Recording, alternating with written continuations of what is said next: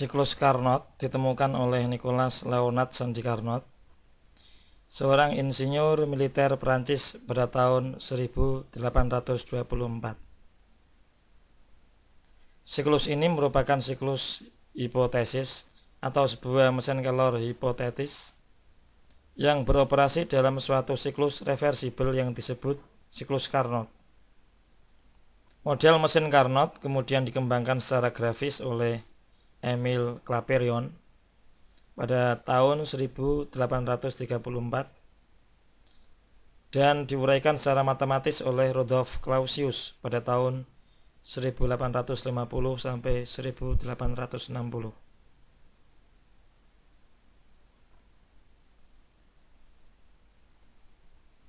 Mesin Carnot terdiri dari 4 proses, yaitu 2 proses adiabatik dan 2 proses isotermik.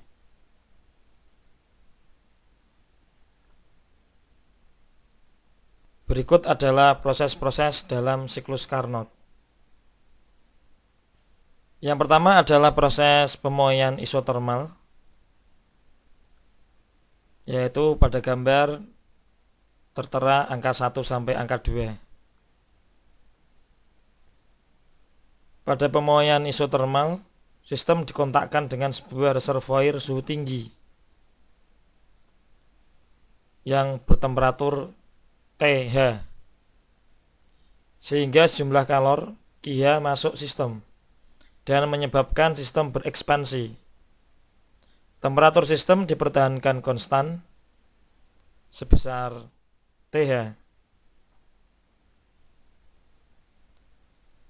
Kemudian proses yang kedua adalah ekspansi adiabatik.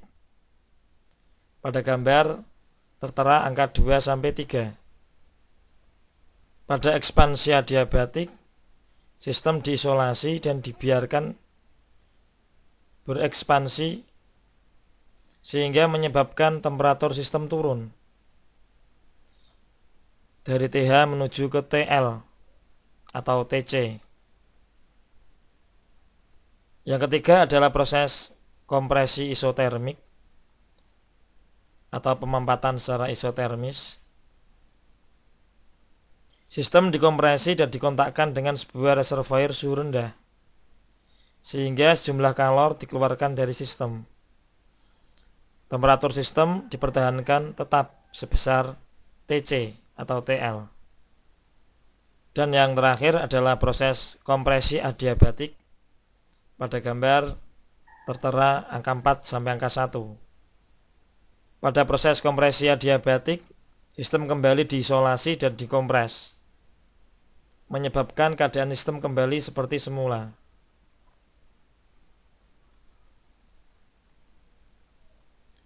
Secara grafis dapat kita lihat proses pertama adalah pemoian secara isotermis. Pada proses kedua adalah pemoian secara adiabatik. Proses ketiga kompresi atau pemampatan secara isotermal. Dan yang keempat kompresi atau pemampatan secara adiabatik.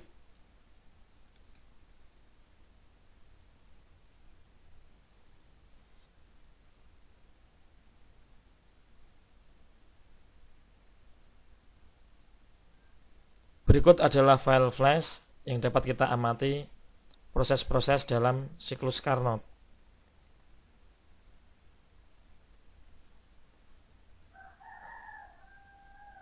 Pada garis merah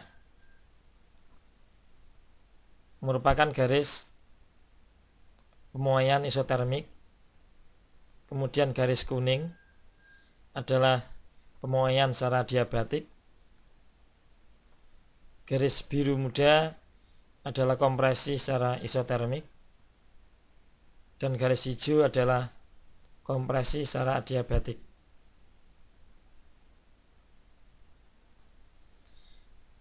Kita bisa melihat hubungan antara tekanan, volume, dengan suhu. Pada saat proses secara isotermik, maka suhu akan dalam keadaan tetap, yaitu pada garis biru muda, dan pada garis merah. Sedangkan pada proses adiabatik, hubungan antara P, V, dan T dapat kita amati pada animasi berikut. Tekanan, volume, dan suhu berubah-ubah. Siklus Carnot terdiri dari 4 proses bagaimana yang di atas. Yang pertama adalah proses ekspansi isotermal. Pada proses ini gas menyerap kalor dari reservoir suhu tinggi serta melakukan usaha.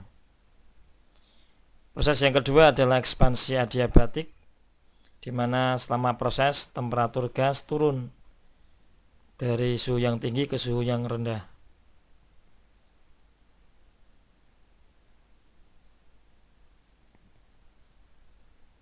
Yang ketiga adalah proses kompresi isotermal, di mana gas akan melepas kalor. Dan yang terakhir adalah proses kompresi adiabatik. Dalam proses ini tidak ada kalor yang diserap maupun keluar oleh sistem. Usaha yang dilakukan oleh gas dapat kita ketahui, yaitu merupakan luasan di bawah kurva. Kita dapat melihat luasan dari proses 1, 2, 3 yang arahnya ke kanan atau memuai, di mana usaha bernilai positif.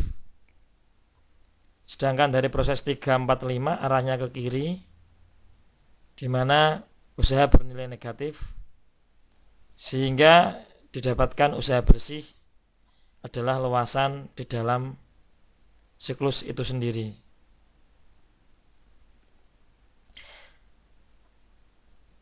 Efisiensi mesin Carnot dapat kita lihat sebagai rasio perbandingan antara W dengan Q1. Sehingga pada siklus Carnot berlaku Q2 dibanding Q1 sama dengan T2 dibanding T1. Pada CD video tutorial juga kami sertakan file PDF yang berisi informasi-informasi bagaimana tentang siklus Carnot dan penurunan matematis untuk mencari efisiensinya. Harapannya file PDF ini dapat digunakan sebagai sumber belajar mandiri baik oleh guru maupun oleh peserta didik sebagai pengayaan penurunan matematis untuk mendapatkan efisiensi mesin Carnot. Berikut ini juga merupakan simulasi dari siklus Carnot, di mana pada simulasi ini kita bisa melihat bahwa siklus Carnot terdiri dari 4 proses atau 4 langkah. Langkah yang pertama, isotermik ekspansi atau ekspansi isotermik, digambarkan dengan garis biru muda. Kemudian ekspansi adiabatik digambarkan dengan garis biru tua.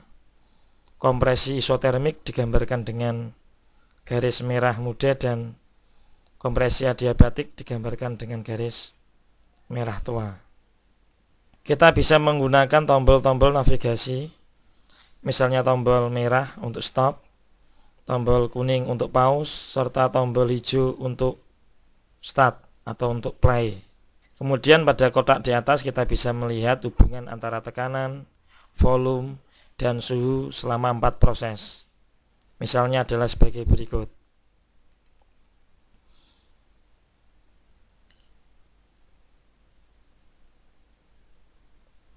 Yang pertama adalah proses ekspansi isotermik.